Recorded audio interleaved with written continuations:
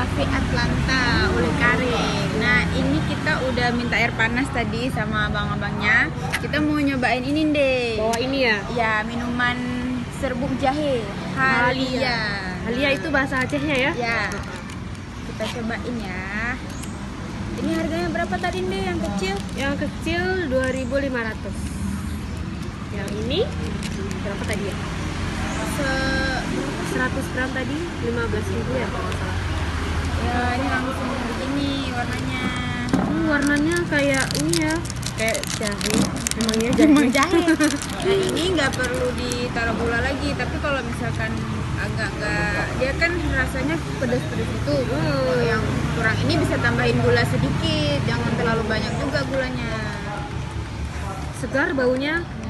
Tadi dibilang pabriknya nggak ada tambahan apa-apa, cuman sedikit gula dan serbuk Halia, serbuk jahe. Jahe itu bagus buat dia itu Jadi ini gampang dibawa kemana-mana ya? Iya. Kalau berpergian jauh, biar nggak masuk angin. misalnya ke Takengon gitu ya. Ini udah jadi nih, kita cobain ya deh. Pedes, emang pedes ya jahe. Oh ya, Tapi seger, yang segar ya. gitu. Mau cobain?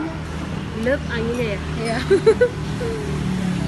Saya gini aja. Dan teman-teman bisa dapatkan Halia ini di makananaceh.com.